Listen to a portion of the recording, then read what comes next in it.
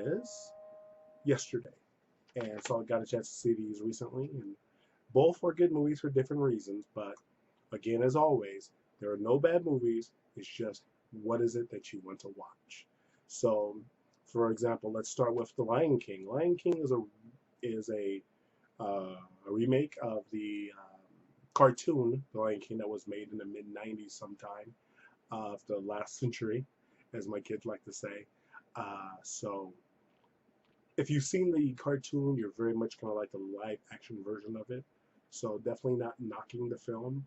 Um, all these remakes of the cartoons are they're okay, but again, I've seen the cartoon, so I pretty much know what's going to happen. I kind of like the live action film of like Maleficent, which was the I believe the Sleeping Beauty story, if I'm correct. And of course, send me emails or whatever and contact me if I get it wrong. But I like the fact that it added something different in its live action to the cartoon, so it gave a little bit something different. So if that's a knock, that'd be the only knock I have is that it's not adding anything. These remakes are not adding anything new. They're just redoing into live action. And if that's something you want to see, if that's something you want to look forward to, go say, I want to see what it's like, what would happen if I saw, whatever insert Disney movie, Disney cartoon that you liked as a child. It seems like that's what they're doing. Again, I would have liked to have seen maybe a little bit more of what happens before, what happens after, if you and then add a little bit to that, but a little bit better production value than some of the direct to video or direct to digital downloads that they've made in the past. So anyway, don't let me dissuade you if that's what you want to see, because you're going to get your money's worth for what you want for that particular movie. The Lion King is really exactly what you expect. So you go ahead and see it if that's what you want to see. Not a bad time to spend with your family. So the next one I'm going to talk about, I really did enjoy it. It was Yesterday.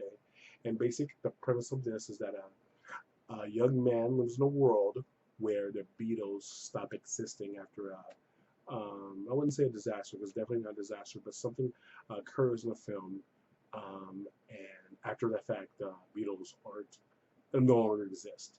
So the man knows his music. The man's a struggling musician, and he knows all the music. So he decides to, why would you do? Rewrite all the Beatles songs, and just all the celebrity and all the other stuff that comes along with him. It's kind of a surprise and all that stuff.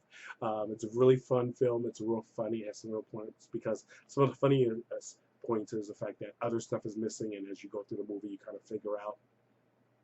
It's kind of funny to see what also is missing. So that's another added. It's basically a love story. So of course, I'm a big love story fan. So I enjoy romantic comedies, probably more than the next guy, I might say. So that was really a good element, and it has a very good somebody surprising that you might see. I think that that added to the movie as well. So if you know who that is, reach out, let me know. But it's a really, like I said, really fun film.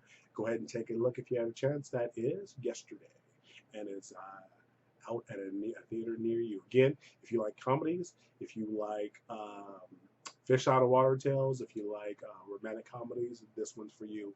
If you do not, I would recommend you pass, because again, there's no bad movies. That movie's not made for you. Okay, so that's it for this week, and we'll talk to you soon. That's Brian Boatwright with No Bad Movies. Thanks a lot as always, friends. We'll talk to you soon.